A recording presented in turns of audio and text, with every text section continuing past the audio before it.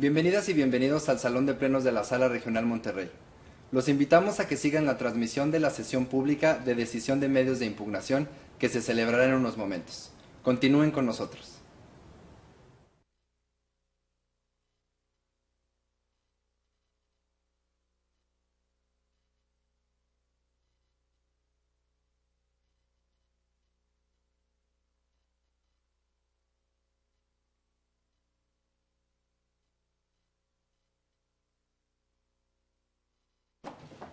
Buenas tardes. Si gustan tomar asiento, por favor.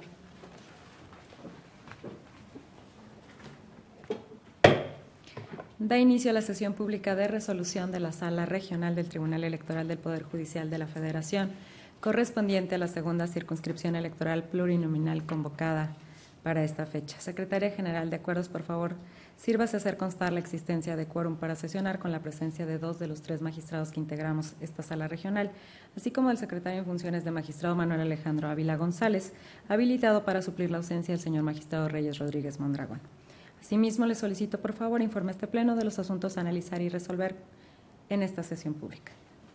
Conforme a su instrucción, magistrada presidenta, en el acta respectiva será constar la existencia de quórum para sesionar válidamente.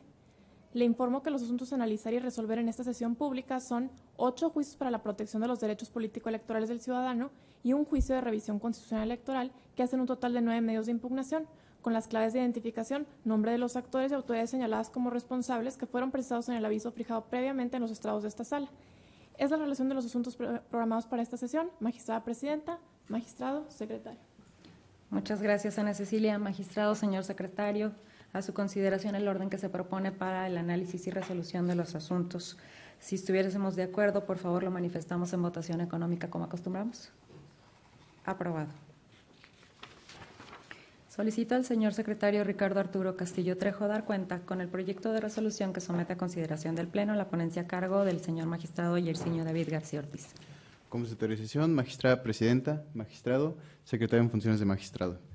Doy cuenta, con el proyecto de sentencia, del juicio de revisión constitucional electoral 106 de este año, promovido por el Partido Revolucionario Institucional, en contra de la sentencia dictada por la Sala Administrativa y Electoral del Poder Judicial del Estado de Aguascalientes en el recurso de nulidad 130 de este año, en el cual se confirmó la declaración de validez de la elección y la entrega de la constancia de mayoría relativa relacionada con la renovación del Ayuntamiento de Aguascalientes.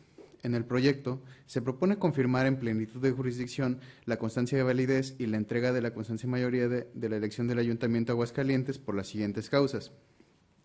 El PRI acreditó de forma objetiva y material que se difundió propaganda gubernamental en la época de campaña, debido a que el presidente municipal de Aguascalientes realizó manifestaciones en medios de comunicación escritos y radiofónicos donde promocionó logros de gobierno.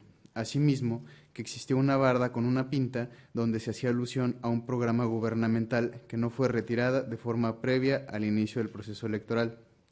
Tales actos constituyen un quebrantamiento de una regla constitucional encaminada a proteger los principios de equidad y neutralidad en la contienda.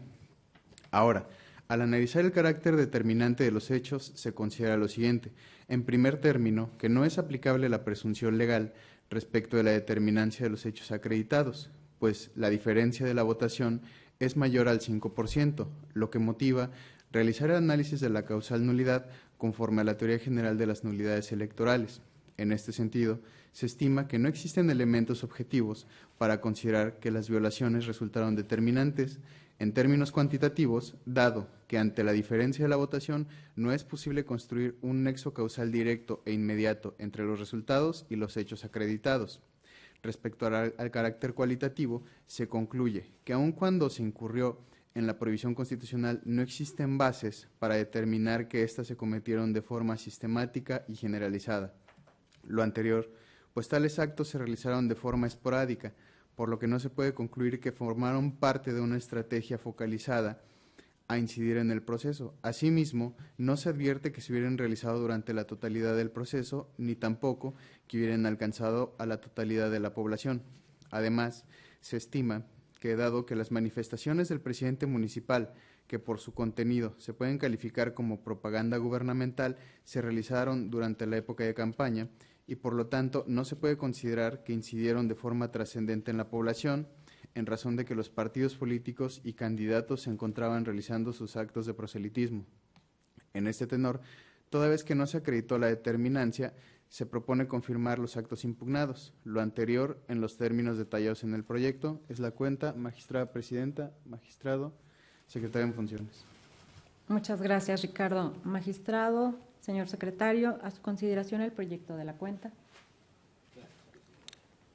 Al no haber intervenciones, hay una intervención. Por favor, adelante, Alejandro. Gracias, presidenta. Quiero externar algunas razones para orientar el sentido de mi voto.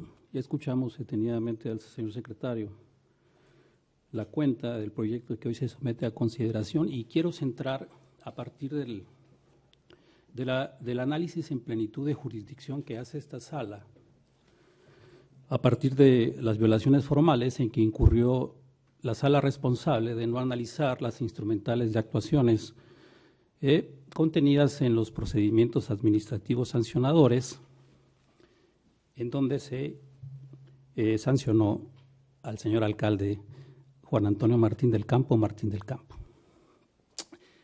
Me parece atinada la propuesta que hace el señor magistrado García de entrar en plenitud de jurisdicción, porque pudiera pensarse que todavía habría tiempo para que nosotros enviásemos el asunto a la sala responsable a fin de que resolviera lo conducente.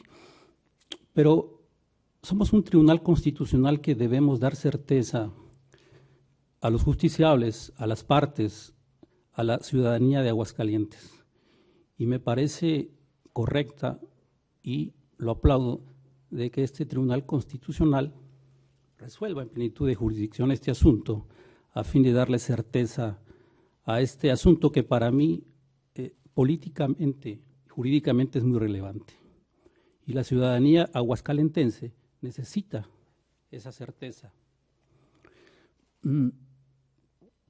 Y además porque debemos cumplir con el deber que nos impone el artículo 17 de la Constitución Política de los Estados Unidos Mexicanos, de que la justicia debe ser pronta, expedita, imparcial, completa. De ahí que comparto esa parte del proyecto. ¿Qué fue lo que sucedió en este asunto? Ya escuchamos a Ricardo darnos la cuenta de manera detenida. Y yo quisiera, para mayor entendimiento de lo que ahora expondré, algunas cuestiones para contextualizar este asunto. El PRI denunció al señor alcalde a través de 3 procedimientos, al menos lo que hay aquí en expediente, sancionadores, porque difundió propaganda gubernamental desde su perspectiva.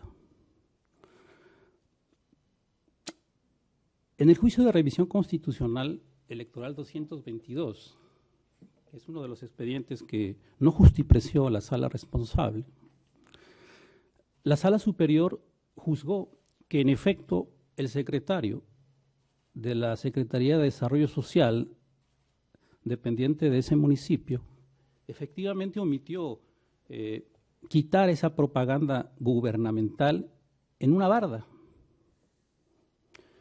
Y esto me parece que estaba desde noviembre retropróximo, es decir, desde noviembre del año pasado, y que incluso estuvo ahí fijada un mes después en que iniciaron las campañas electorales. Es decir, las campañas electorales iniciaron el 3 de abril pasado, y me parece que lo que hay en autos, y así lo dice la sentencia de nuestra sala superior, de que cuando menos estuvo ahí esa propaganda hasta el 3 de mayo. Después, obviamente eso es cosa juzgada ya, en los expedientes 94 y 95 acumulados del índice de la Sala Regional Especializada de este Tribunal Electoral, también sentenció que el alcalde de Aguascalientes había incurrido también en estos actos prohibitivos de la ley al exteriorizar en programas radiofónicos, creo Infolínea se llamaba el programa, llevados a cabo el 7 y el 21 de abril, si no mal recuerdo, externó expresiones donde hacía valer sus logros de gobierno, que constituían propaganda electoral. La Sala Regional Especializada dijo que efectivamente este funcionario violó el artículo 41, base tercera, apartado C, párrafo segundo de la Ley Suprema del país, que dice que durante las campañas electorales y hasta que se concluya la jornada electoral, los funcionarios en los 3 niveles de gobierno, federal, estatal y municipal, no pueden divulgar propaganda electoral, con excepción de aquellas que estén orientadas a cuestiones educativas, de salud o de protección civil en casos de emergencia. Así lo dice nuestra Ley Suprema del país. Y esto fue con la finalidad precisamente de que ninguno de los actores políticos obtuviera una ventaja indebida en una justa partidista. Efectivamente, la finalidad es esa. ¿Qué ha dicho la Sala Superior respecto de la propaganda gubernamental?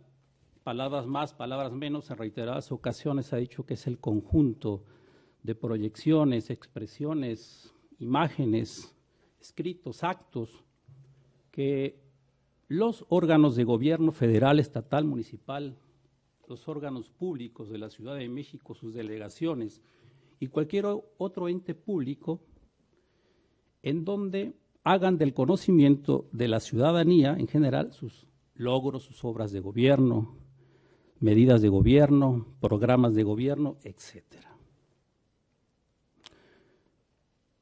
Es decir, la nueva tutela que se salvaguarden estos principios de equidad, de imparcialidad, de neutralidad en toda contienda electoral. La Sala Especializada dijo que se había transgredido esa norma constitucional. Esta sentencia fue recurrida a través del recurso de revisión del procedimiento especial sancionador, si no mal recuerdo, el SURREP 156 de ese año, y la Sala Superior del más alto Tribunal de Justicia Electoral del país confirmó esa sentencia. Entonces, tenemos ya 2 instrumentales de actuaciones que constituyen verdad jurídica, cosa juzgada. Posteriormente, el otro juicio que no justipreció a la sala responsable fue el relativo al juicio de revisión constitucional número 100 de esta sala, en donde nosotros sostuvimos, el pleno de esta sala decidió que, contrario a lo que sostuvo la sala regional de Aguascalientes, el alcalde de esa municipalidad difundió propaganda electoral a través de 3 notas periodísticas los días, si no mal recuerdo, 16 de abril y 21 de abril. Estas 3 notas periodísticas de 3 diarios de circulación local, me parece que son El Heraldo de Aguascalientes, Página 24 y hidrocálidodigital.com, no sé, creo que algo así. Y bueno, esta sentencia nuestra me parece que no fue recurrida y entonces, desde luego, causó ejecutoria. Como ven, estos 3 procedimientos sancionadores se dijo, por sentencia firme, que el edil del municipio de Aguascalientes había hecho esta propaganda electoral en tiempos no prohibidos, como lo dice la Constitución y como así lo define también la norma del Código Comicial Local. Bueno, ahora en plenitud de jurisdicción, como se sostiene en el proyecto, como lo hace valer el señor secretario, hacemos este análisis del estudio de la causal de nulidad por violación a principios constitucionales que, como acabamos de ver, Pues sí, está acreditado en autos, con base en estas sentencias que constituyen cosa juzgada, de que efectivamente el señor alcalde incurrió en divulgar o en hacer propaganda electoral, haciendo ver a la ciudadanía aguascalentense obras de gobierno y sus logros de gobierno. No me quiero meter a analizar los otros requisitos que configuran la causal de esta causal, de qué se trata, porque me parece que están plenamente acreditados, como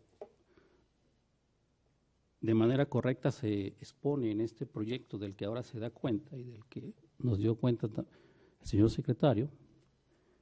Y solo me quiero centrar únicamente al requisito de la determinancia, porque ahí está el meollo del asunto y es lo que hace la diferencia en este proyecto que hoy somete a consideración al magistrado relator y ponente García Ortiz.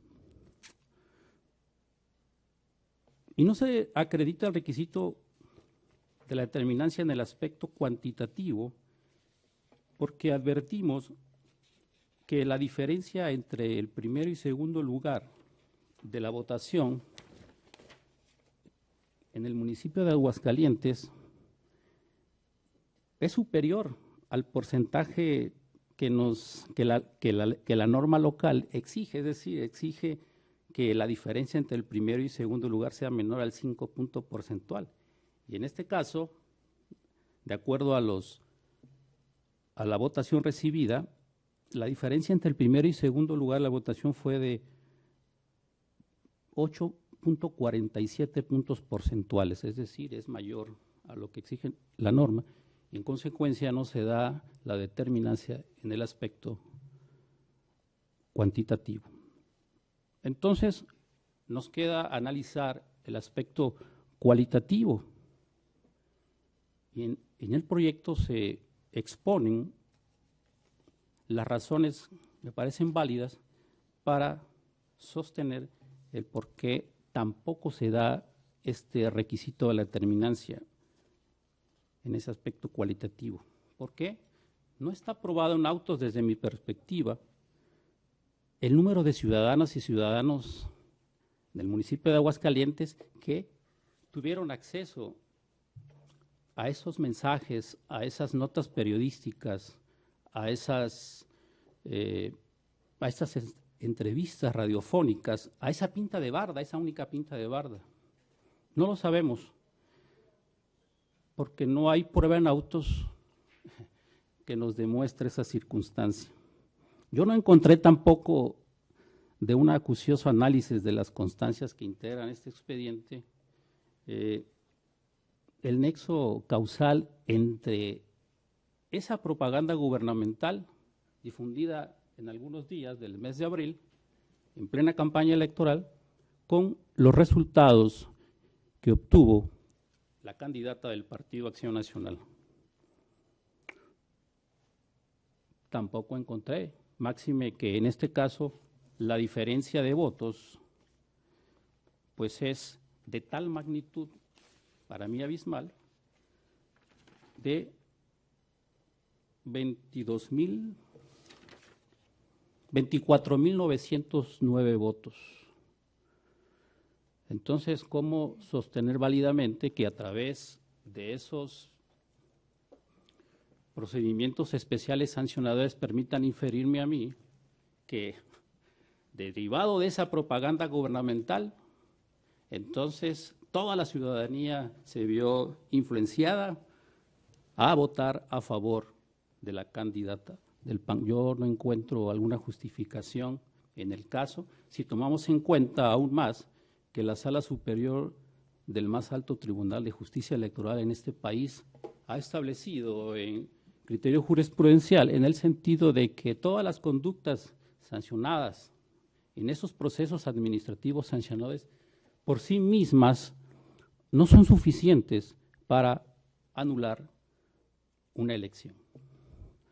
En cuyo caso, entonces, si no son suficientes, dado que en este caso nada más tenemos eso en autos, Entonces, correspondía, desde mi punto de vista, al Partido Revolucionario Institucional ofrecer aquellas pruebas suficientes, idóneas, para poder apuntalar y respaldar esa afirmación.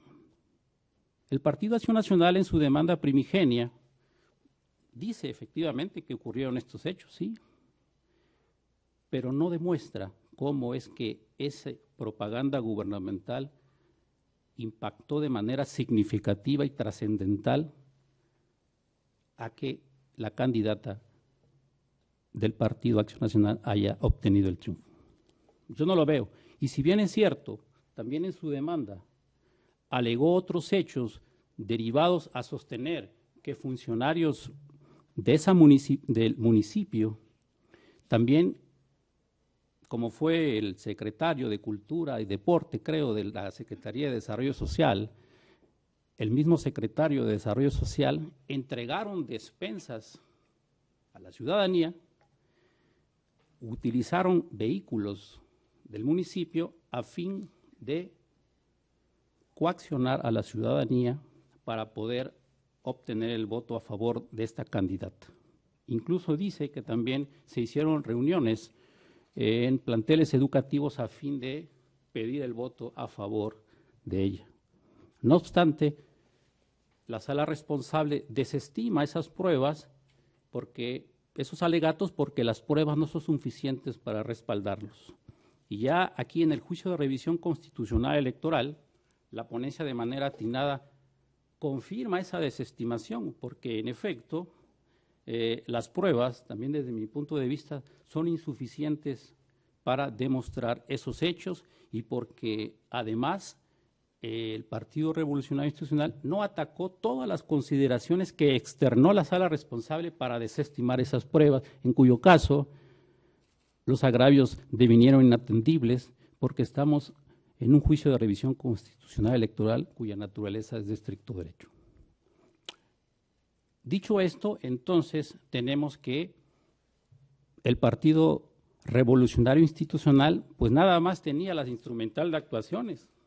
No hay otras pruebas más en donde se demuestra la propaganda gubernamental. Pero como antes dije, pues necesitábamos otros elementos objetivos para que permitieran a nosotros inferir, demostrar plenamente de que esa propaganda gubernamental, esos 22,000, casi 25,000 votos que de más obtuvo la candidata y que constituye la diferencia entre el primero y segundo lugar, derivaron de esa propaganda electoral. Situación que no fue acreditada en este asunto. Entonces, esto me hace arribar a la convicción de que el Partido Revolucionario Institucional incumplió con la carga probatoria de demostrar cómo o de qué manera influyó de manera sustancial esta propaganda gubernamental en los resultados electorales.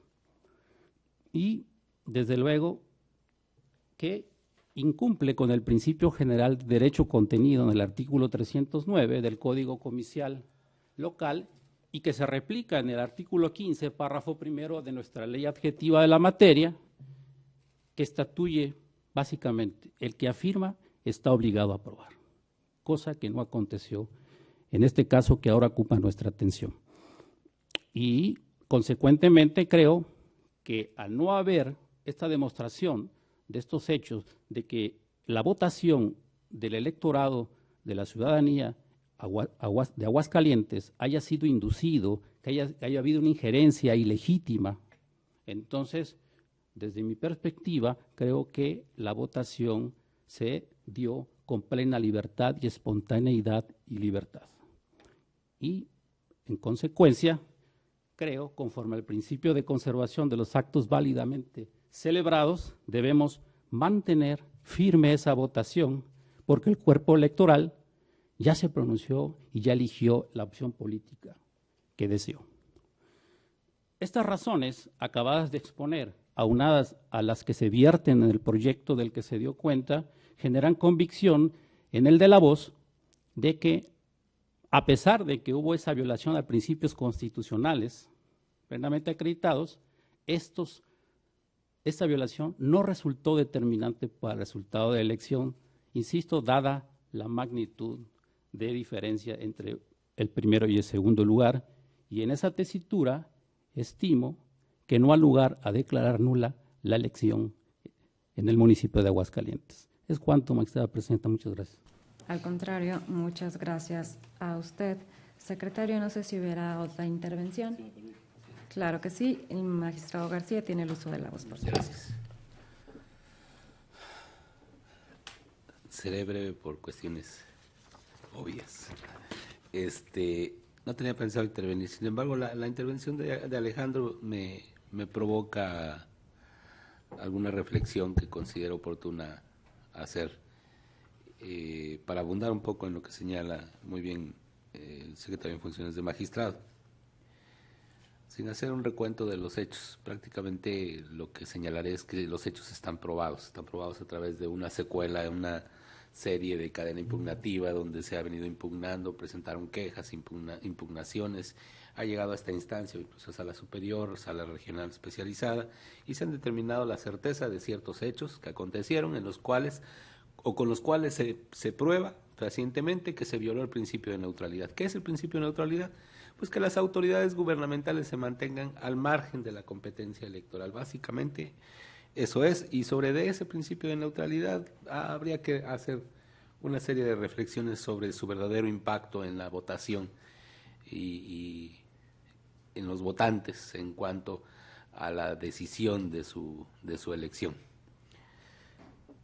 Se me ocurre que sería oportuno y conveniente platicar una anécdota que comentaba yo en la reunión privada sobre este asunto.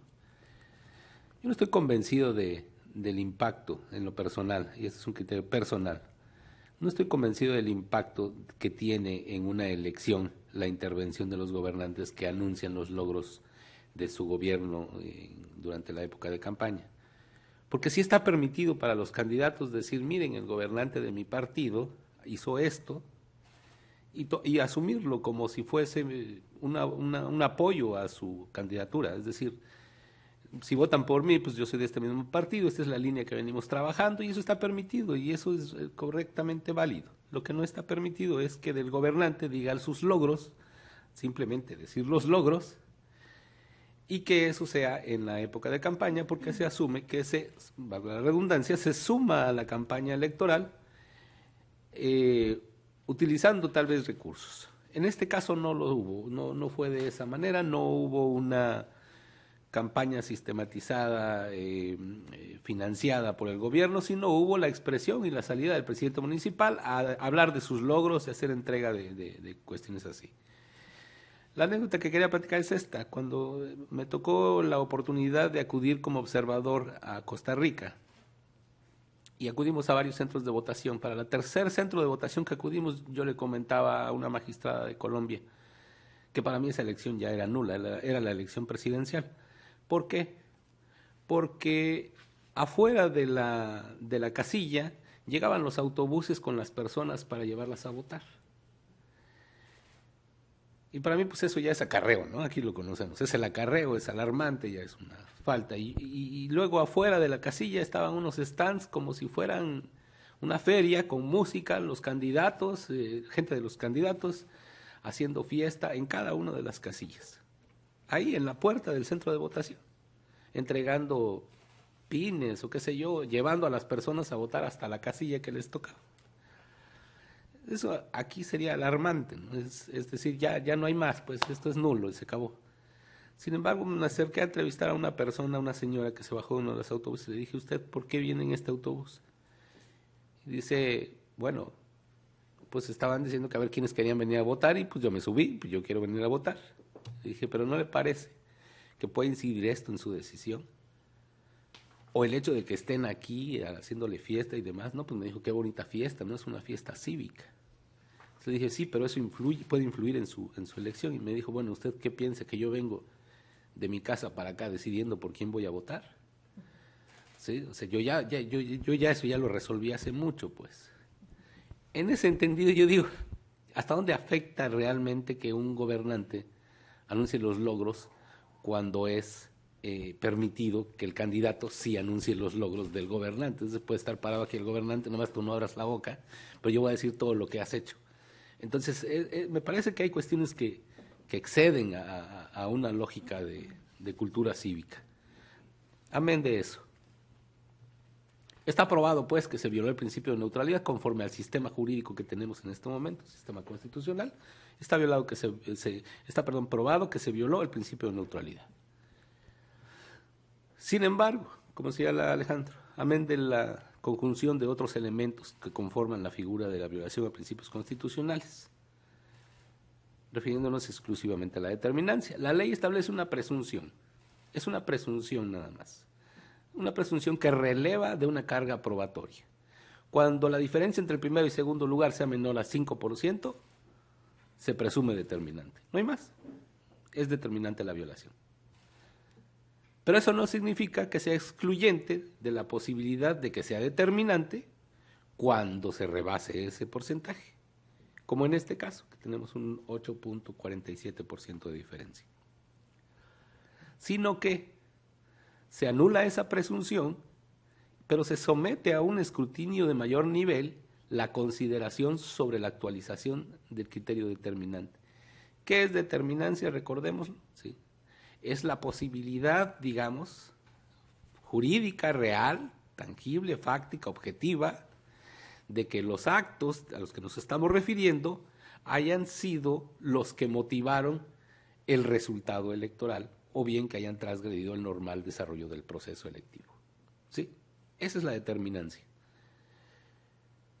Luego, lo que valoramos aquí precisamente a la luz de las pruebas y de los hechos es eso exclusivamente, ¿sí? O sea, ya y al final de la conclusión de cuáles hechos están probados, qué cosas sí hizo la sala electoral de Aguascalientes, qué cosas no hizo en cuanto a la precisión de las pruebas, pero con independencia de eso ya conjuntamos los hechos, estos son los hechos, eso da o no da para anular la elección. Es decir, es posible advertir que esos actos hayan sido los que motivaron el resultado electoral en estas condiciones.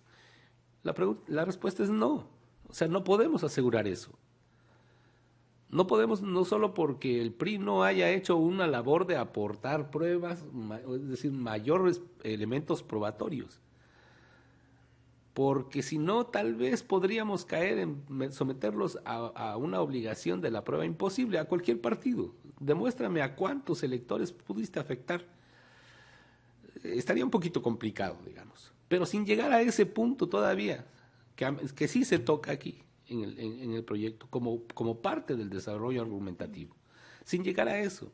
Estamos hablando de una diferencia de 25,000 votos, ¿sí? Es decir, es un porcentaje de 8.47% de diferencia. ¿Cómo sería posible establecer un nexo causal lógico entre es que el presidente municipal anunció que había entregado tal o tal cosa? Por eso votaron 25,000 personas más por él, por su partido, ni siquiera por él, por su partido, ¿sí? No hay la forma de establecer un nexo causal, y de una vez para los que tendemos a hacer símiles. En otro estado, recientemente resolvimos que sí se daba la determinancia por una violación a principios constitucionales, para los que quieran marcar la diferencia, y lo digo de una buena vez. Si es posible establecer una causal o un nexo lógico causal de que el posicionamiento adelantado de un candidato pueda concluir en que 500 votantes se vieron afectados por esa acción, ¿sí? Y es sobre la misma base objetiva, la diferencia de votos con los actos desarrollados y que constituyen la violación a principios constitucionales. Ojo, desde los hechos estoy marcando una diferencia. Uno de los contendientes se posicionó anticipadamente. 2, un actor gubernamental anunció unos de sus logros. 500 votos de diferencia en la elección. 25,000 votos de diferencia en la elección. Creo que no hay un parámetro de comparación, vamos, en cuanto a las razones por las que en este caso estamos marcando una diferencia al caso anterior. Sin embargo, sí vale la pena decirlo. Y me invitó mucho la intervención de Alejandro a intervenir, porque utilizó con mucha fuerza y mucha vehemencia este principio que finalmente es lo que nos motiva a razonar cuándo sí, cuándo no, cómo, por qué, que es el principio de certeza. ¿Qué certeza se le puede dar al Estado de Zacatecas en cuanto a que su elección fue auténtica y libre con 500 votos de diferencia, con un posicionamiento adelantado de uno de sus contendientes? La diferencia, certeza. ¿Cómo puedo atentar como tribunal contra un resultado que arroja un 8.47 de diferencia, 25,000 votos, por la intervención de un gobernante? ¿Sí? La afectación al principio de certeza, finalmente, o de libertad, de autenticidad del sufragio, y lo he dicho varias veces en este pleno, ¿qué es finalmente lo que nosotros resguardamos? Creo que no hay una forma de comparar las afectaciones en uno y en otro caso. Y esa es la razón. Si uno viene desglosando la configuración de los elementos, llega uno al punto en el que parecieran coincidir ambas propuestas, y los invitaría a leer las sentencias correspondientes. Es decir, sí se da la violación a principios constitucionales, en ambos casos. ¿Sí? Pero existen parámetros de evaluación sobre el elemento determinante, que son donde nos marcan los distintos rumbos en cada uno de los asuntos. Creo yo entonces que si acudimos a la configuración del orden constitucional para evaluar este tipo de violaciones, nos vamos a dar cuenta que en realidad está tan bien diseñado, que contiene los elementos para resolver con justicia y con un buen criterio en cada uno de los casos. Y esto, que quede claro también,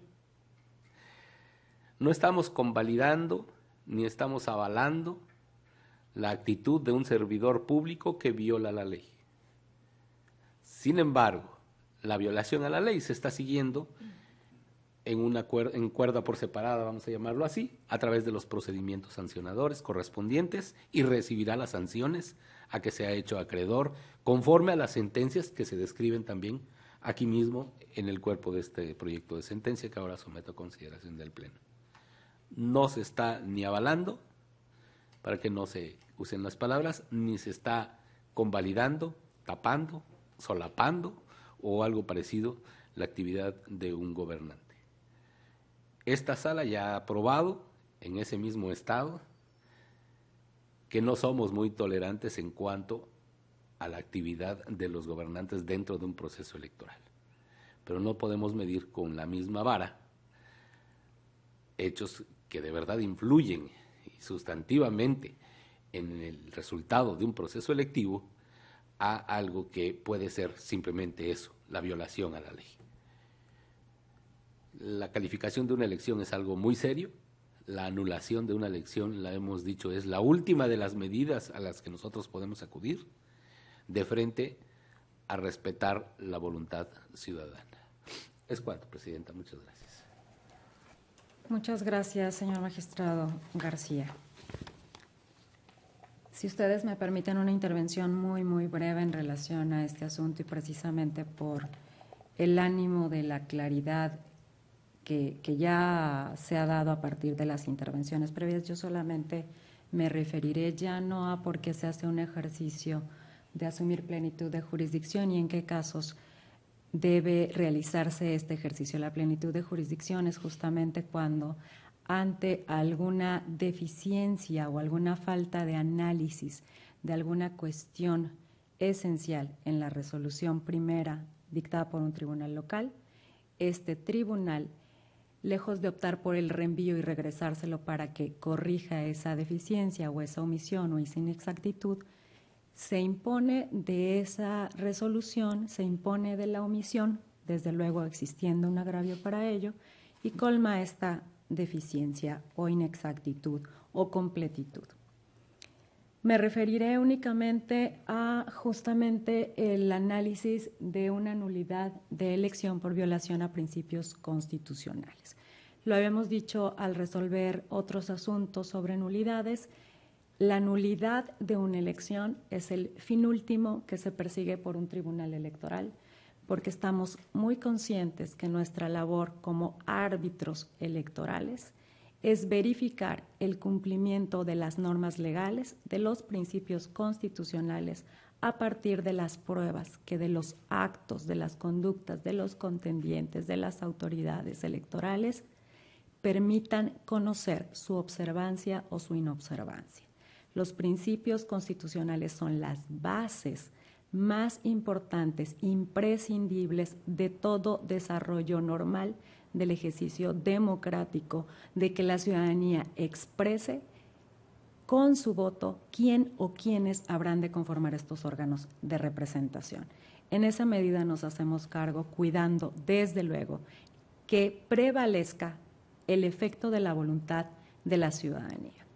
En el caso se aducía solamente la violación a un principio constitucional, nada menos y nada más que el de neutralidad, y por lo tanto se ponía en el marco del análisis verificar si había intervenido alguna autoridad, en este caso la autoridad municipal, en la elección de tal manera que su intervención y la medida de esta intervención pudiera haber definido el resultado. Y en este extremo quiero hacer hincapié. Es importante tener en claro que no cualquier violación a un principio constitucional o no toda violación a un principio constitucional va a tener el efecto de no poder sostener con certeza que la violación a ese principio afectó de manera importante, definitiva, determinante, decimos nosotros en el plano de lo jurídico, el resultado de la elección. Vaya, que en efecto todas las conductas que se prueben tienen que verse con relación y de frente al resultado de la elección. Y la magnitud más objetiva para medir el resultado de la elección, y por eso aquí lo hemos escuchado, es la diferencia de votos entre el primero y el segundo lugar.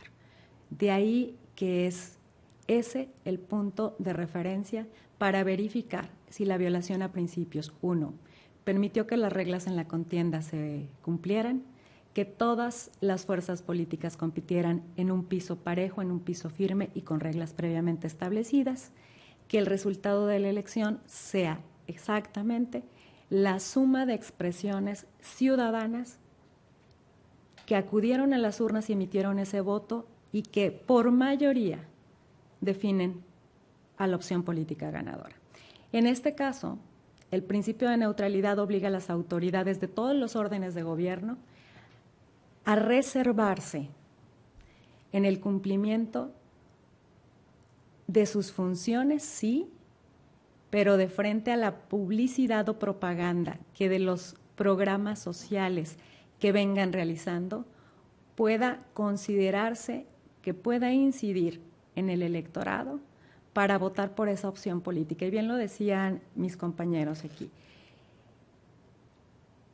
El hecho de que un partido esté en el gobierno y realice tareas como gobierno, en ocasiones los logros de gobierno son parte de la propaganda electoral de candidatos que militan en ese partido que está justamente en el gobierno. Y para ellos no existe prohibición. Pero los funcionarios públicos dejan la militancia a un lado, en un ámbito distinto y reservado al ejercicio de gobierno mismo, lo que no ocurre en otros países donde inclusive los gobernantes pudieran expresar de manera franca y abierta, casi en un solo discurso, lo que atienda a sus logros como gobernantes y a su ideología política y su militancia. No ocurre así en el marco constitucional y legal en nuestro país. Por lo tanto, como funcionarios públicos, como gobernantes, sí se les exige prudencia en la forma de realizar unos u otros actos de gobierno ante un proceso electoral. En este caso, efectivamente, el presidente municipal actual de Aguascalientes Capital realizó manifestaciones donde exaltaba cómo su gobierno había cumplido promesas que se dieron cuando él fue candidato y cómo se trataba de un gobierno que cumplía. En ese sentido, se verifica si esta serie de expresiones en 3 notas periodísticas, en 2 entrevistas de radio y además en una pinta de bardas, si estas expresiones tenían, y se debía verificar, si solamente se trataba de exaltar logros de gobierno, si llamarían en su caso al voto, si se refería al partido político en el que pudiera militar, porque también eso se debía verificar. Ninguno de estos elementos está presente. Se trata de un presidente municipal que da entrevistas, se trata de un presidente municipal que exalta que se han entregado obras de pavimentación y becas, se trata de la cobertura incluso de su presencia en un jardín de niñas y de niños, en donde también hace estas expresiones y las recoge la prensa local. Sin duda podía haber optado en no dar ese tipo de expresiones, sin duda sí. Hoy ante las pruebas, lo que nosotros como jueces electorales, como árbitros en la contienda con base en las propias reglas que están dadas en las leyes previamente, tenemos que verificar si esa actuación pudo incidir en el electorado, pero ¿en qué magnitud? Por lo menos en la medida de la diferencia del primero y el segundo lugar, o bien de frente a todas las reglas que definen el actuar de las autoridades, pero también de los contendientes en el proceso en cada una de estas fases. El principio de legalidad no está en suerte, el principio de neutralidad sí, o de equidad o no intervención indebida en la contienda. De tal manera que efectivamente para atender, como ha sido criterio de esta sala, la verificación de que el principio constitucional fue violentado, sí. Fue violentado, ha sido sancionado a nivel de infracción y en relación a la nulidad de la elección por violación a principios, se afirma y se afirma con razón que efectivamente la neutralidad como principio constitucional que regía la elección municipal de Aguascalientes Capital se vio afectada con la actuación del presidente municipal. La magnitud de la afectación es la que hace una gran diferencia. ¿Cómo poder constatar el número de personas que se vieron afectadas para poder votar por una u otra opción que, recordemos, nunca hace alusión ni siquiera al nombre del partido político en que milita?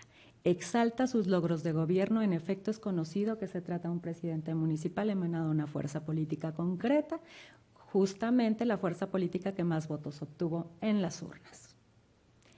Todas esas circunstancias se deben observar al analizarse un juicio de revisión constitucional en el que justamente la pretensión es que se anule una elección.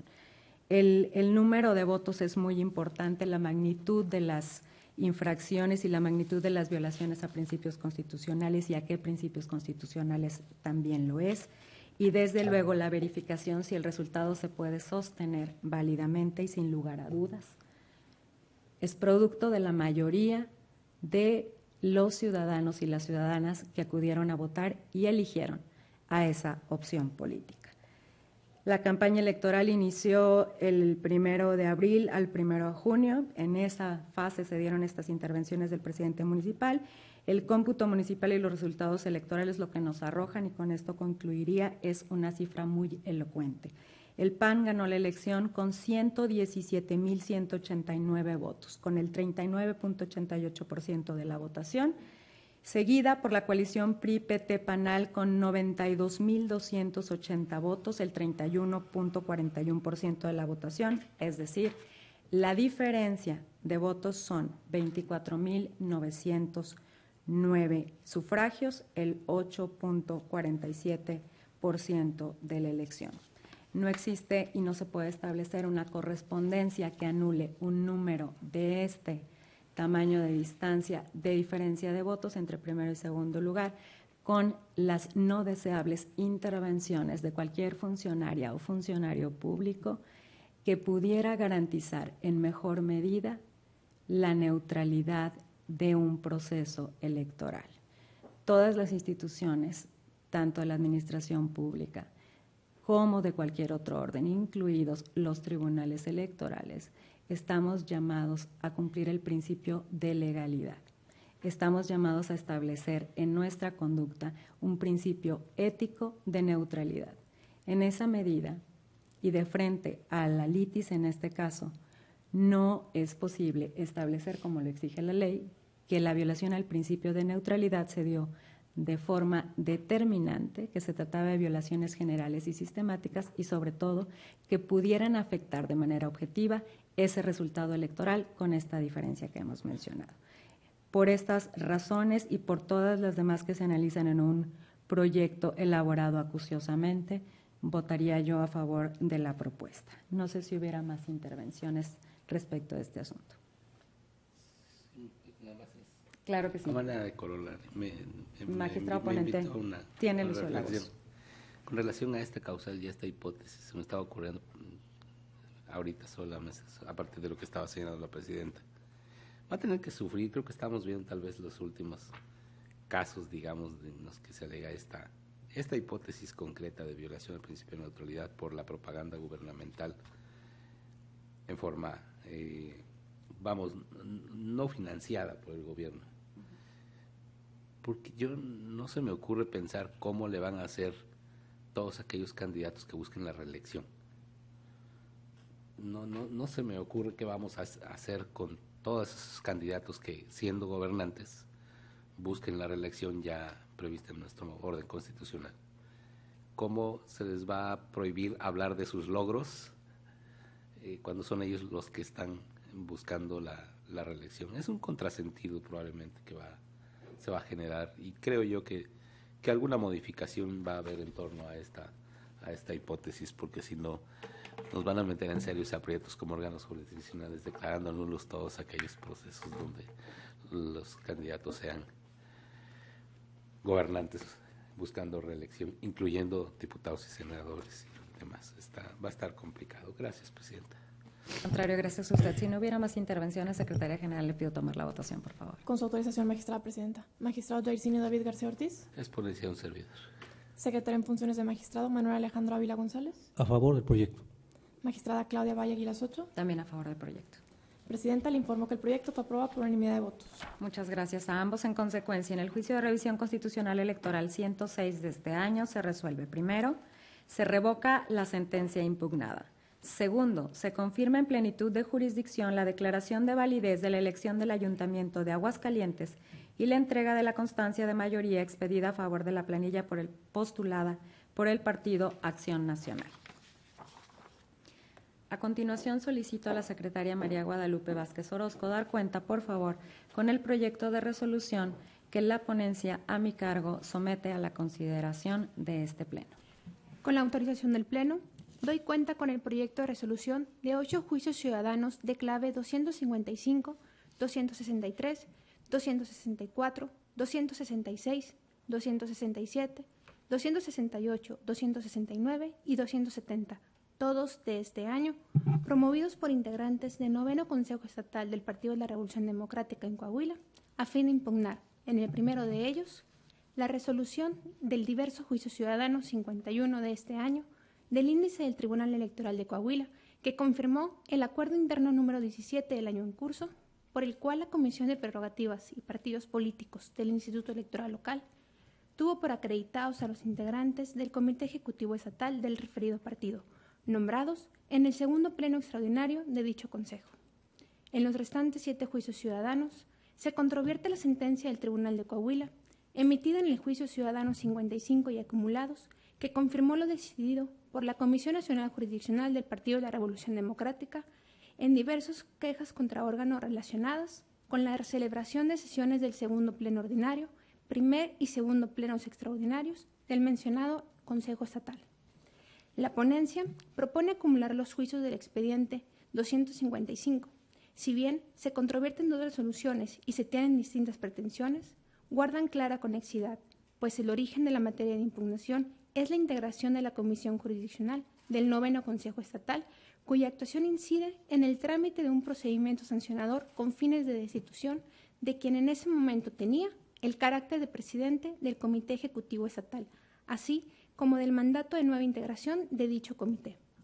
En cuanto al fondo, se propone confirmar la sentencia del juicio ciudadano 55 y acumulados en relación a la validez del segundo pleno ordinario, celebrado en un lugar distinto al señalado en la convocatoria, que integró la citada comisión jurisdiccional, y a la validez de la sesión del primer pleno extraordinario, donde dicha comisión informó del procedimiento sancionador instaurado contra el entonces presidente del Comité Ejecutivo Estatal.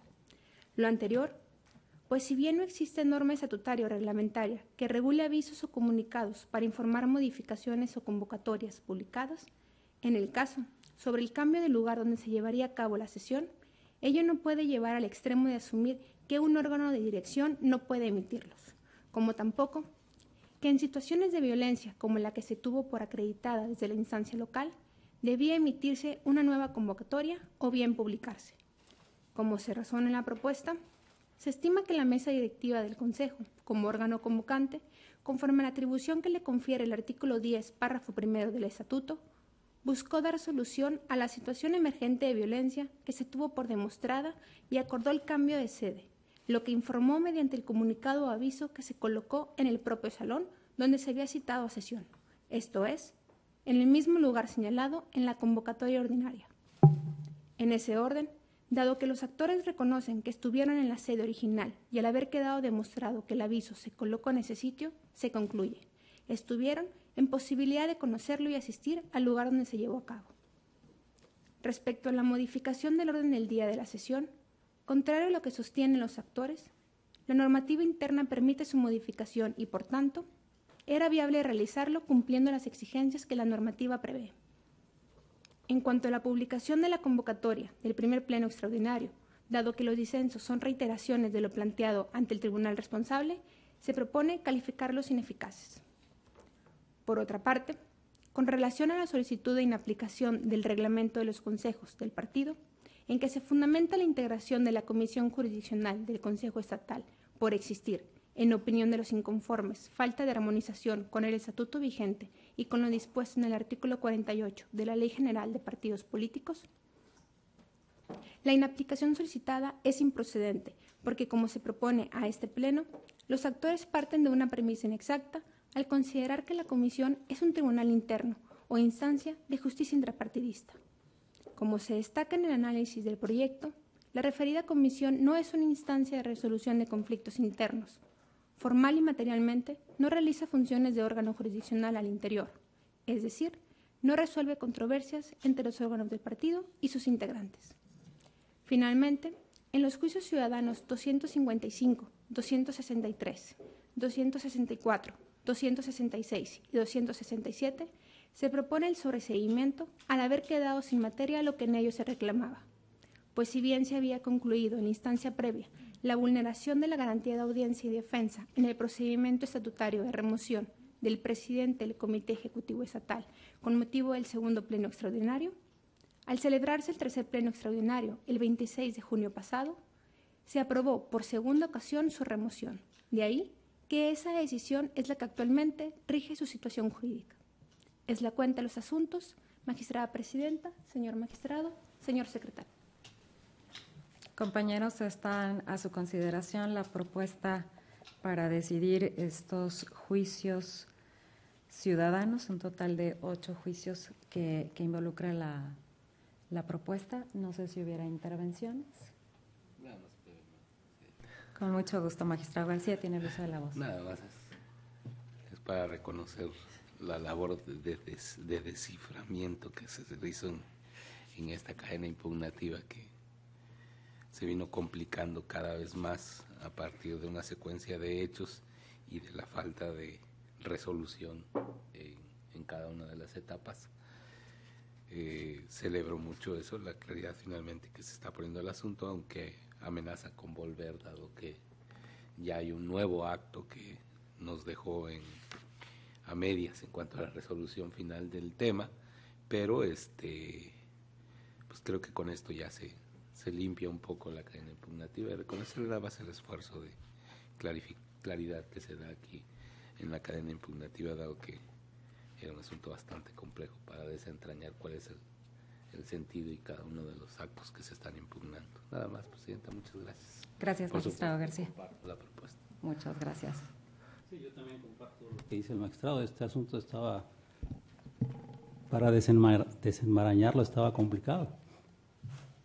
Pero me parece, como bien dice el magistrado, el proyecto pulcro es donde se da contestación a todos los problemas que se someten a consideración de este pleno, y me afilio a lo que dice el magistrado de felicito a la ponencia magistrada por este gran esfuerzo y desde luego anticipo mi voto a favor de este proyecto.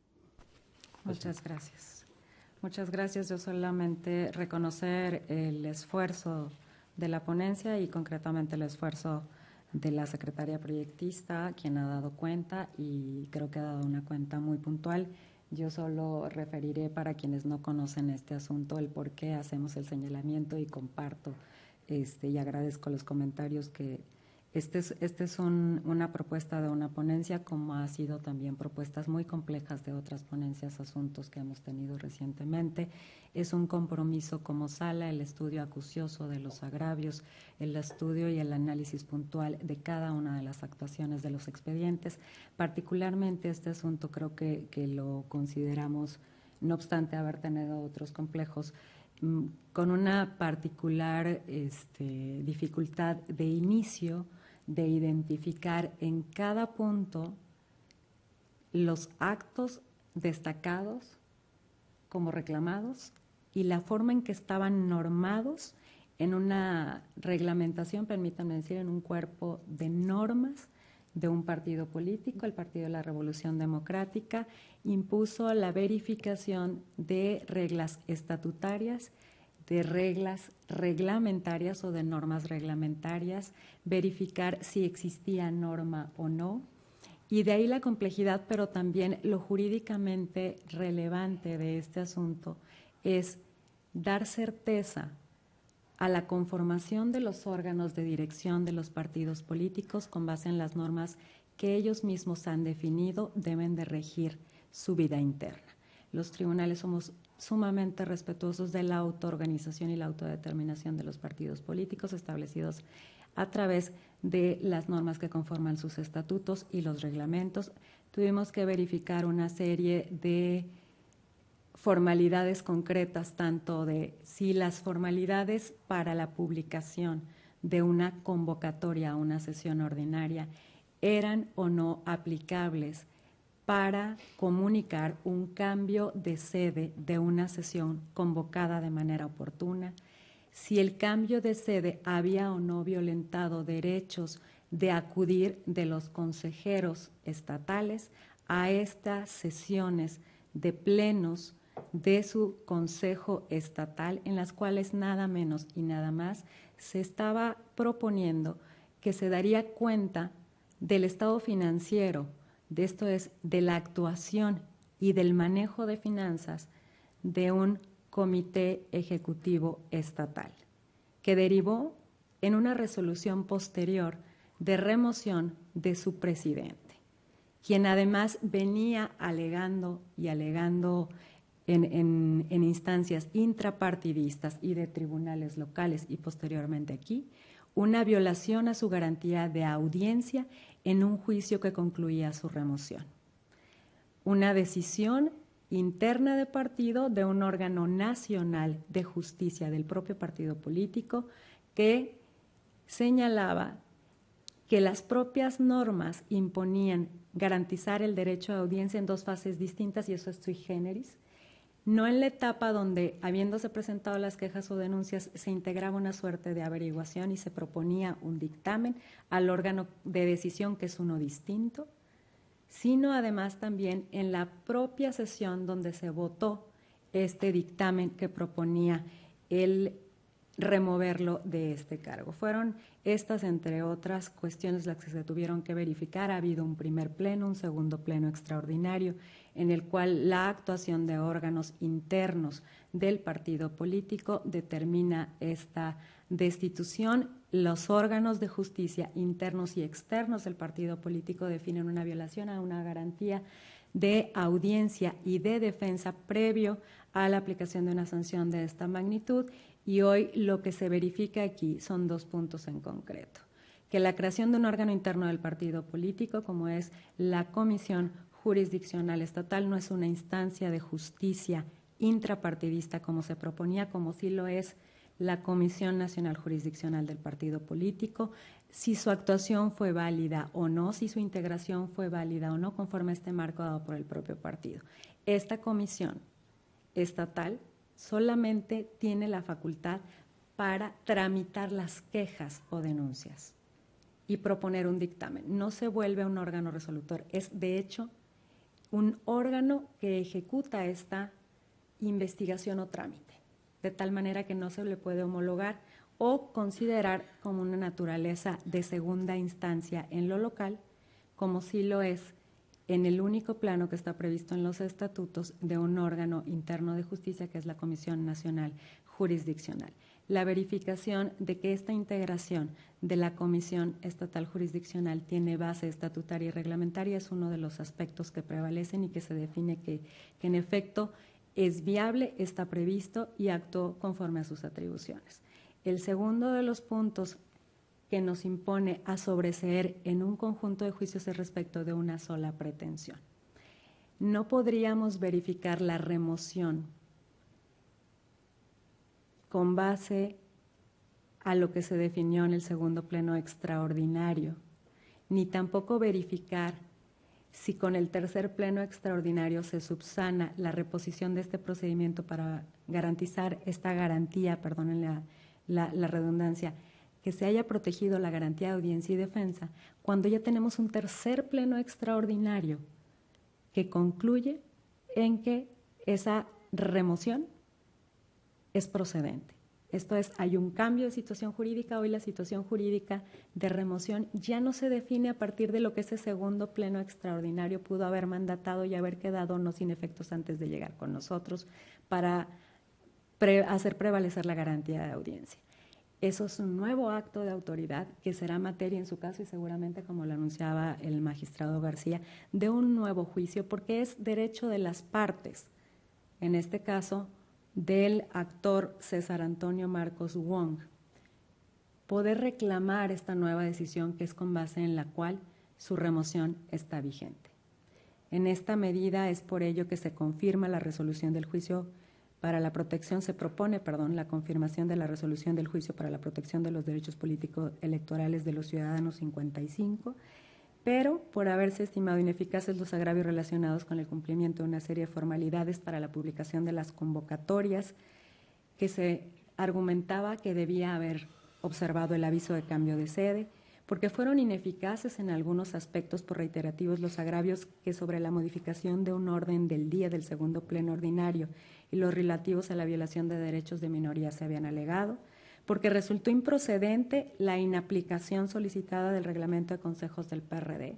Se explica en el proyecto cuándo procede la inaplicación de una norma o extraer justamente de la vigencia jurídica un precepto o parte de este precepto. En este caso no se trataba de una inaplicación o examen de inaplicación procedente, sino se partía de una premisa inexacta, que era justamente considerar que había más de una instancia de justicia interna del partido, que como hemos explicado no fue así porque la Comisión Estatal Jurisdiccional no tiene la naturaleza de resolver controversias entre los órganos del partido y sus integrantes, como sí lo tiene y es la naturaleza de su órgano interno de justicia único y con base estatutaria, que es la Comisión Nacional Jurisdiccional.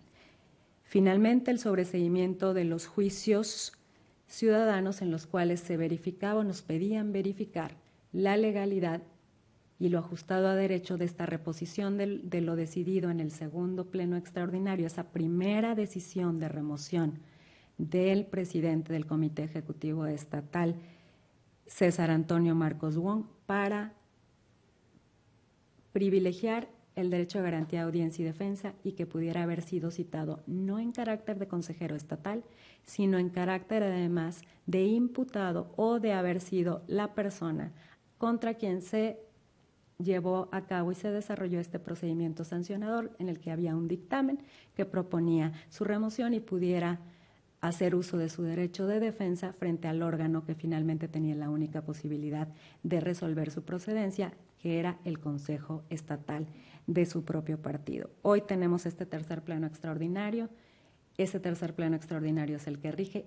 Me refiero entonces a que hubo una primera decisión de remoción que hoy, ante una reposición de procedimiento, en cumplimiento de esa reposición del procedimiento, se cita a esta nueva sesión, a este tercer pleno extraordinario que toma esta decisión. Lo legal o ilegal, lo ajustado a derecho o no, de esta citación al tercer pleno extraordinario y de la decisión tomada en el tercer pleno extraordinario no es motivo de análisis en esta sentencia de la que se ocupa la Sala Regional Monterrey, al no haber sido controvertida. Está todavía en instancias locales, de tal manera que lo que sí impone es no analizar ya el segundo pleno extraordinario al haber quedado sin materia lo que en él se definió, y la garantía de audiencia ahora se deberá verificar si se cumplió respecto de este tercer pleno extraordinario. Sin duda, el derecho a audiencia y de defensa es un derecho de toda persona que cursa por un procedimiento de tipo sancionador o que pueda recibir un tipo de sanciones como la que aquí se ha destacado. Sin duda, ello podrá, en su caso, ser verificado a partir de esta nueva decisión. Por lo pronto, en lo que técnica y jurídicamente es procedente, se propone sobreseer en los juicios ciudadanos respecto a las formalidades de publicación de la convocatoria de ese segundo pleno extraordinario y de lo decidido en ese segundo pleno extraordinario, así como la posibilidad de reposición para que se cumpliera en aquel momento la garantía de audiencia. Por mi parte, serían esos mis comentarios. No sé si hubiese alguna otra intervención. Al no haber más intervenciones, Secretaria General, le pido tomar la votación. Con su autorización, magistrada presidenta. Magistrado Jairzinho David García Ortiz. A favor del proyecto. Secretaria en funciones de magistrado Manuel Alejandro Ávila González. Muy de acuerdo con el proyecto. Magistrada Claudia Valle Aguilas Ocho. También es nuestra propuesta. Gracias. Presidenta, le informo que el proyecto fue aprobado por unanimidad del Pleno. Muchas gracias a ambas.